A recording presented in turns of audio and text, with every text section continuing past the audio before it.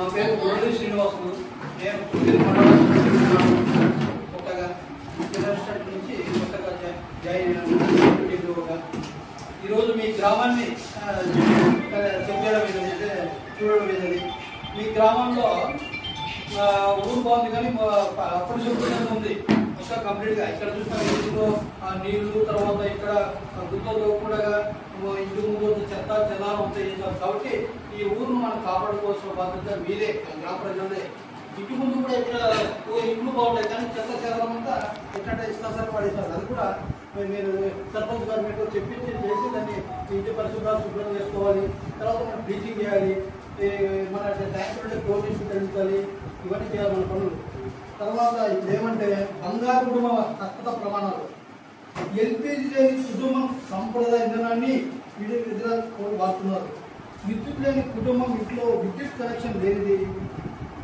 తర్వాత ఆదాయం లేని కుటుంబం కనెక్షన్, ఆదాయం లేని కుటుంబం ఉద్యోగం, రెంట్ ఇంట్రెస్ట్, పెన్షన్ వంటి లేనిది. శుద్ధమైన త్రాగునీరు అందుబాటులో లేని కుటుంబం తాగునీరు కేవలం 30 నిమిషాల రౌండ్ అప్ ట్రిప్ అవసరమే పరిస్థితి. బ్యాంక్ ఖాతా లేని కుటుంబం, ఆ కుటుంబంలో ఎవరికైనా బ్యాంక్ ఖాతా లేని, ఇవన్నీ ఉంటే బంగారు కుటుంబం అప్పుడటాయి. ఏమైంది దీనికి బంగారు కుటుంబం ఎవరు అనర్హులు అంటే భూమి కలిగి ఉన్న కుటుంబం మొత్తం 5 ఎకరాలు కానీ లేదా 2 ఎకరాలు కానీ కట్టుబడి భూమి కలిగి ఉంటే రాదు. ప్రభుత్వ ఉద్యోగి కుటుంబంలో ఎవరైనా ప్రభుత్వ ఉద్యోగం ఉంటే అది వాళ్ళకు వర్తించదు.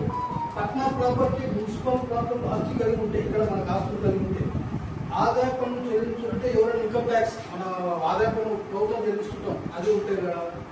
4 చక్రాల వాహనం అంటే జీప్ కానీ ట్రాక్టర్ కానీ తర్వాత బస్సు కానీ ఏమైనా ఉంటే అది కూడా రాదు. విద్యుత్ వినియోగం అధికంగా అంటే ఎక్కువ వాడుకుంటాం మనం, ఫ్రిడ్జ్, తర్వాత వాషింగ్ మిషన్, తర్వాత ఏసీ, అది 200 యూనిట్లు దాటిపోతే కూడా అనర్హులు ఈ విధంగా.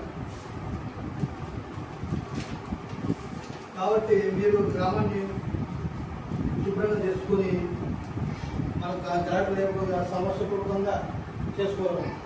మొత్తం ఇప్పుడు గ్రాడ చేస్తారు అట్టగారమా, దాన్ని మనం నచ్చ చెప్పి విధానం చేసుకోవాలి. నువ్వు గుద్ద కొట్టినావు, ఇది తప్పుతుంది, అధికారం వస్తే మీరే బాధ్యతలు. కాబట్టి మనం గుద్ద కొట్టుకొని మనం చేసుకోవాలి. తర్వాత నీళ్ళు కొంచెం పాత్ర ఉంటాయి, అక్కడ పాలకూడదు, మనం గందరగోళంగా నింపాలి. తర్వాత మనం బ్లీచింగ్ కానీ క్లోజింగ్ కానీ చేస్తున్నాం.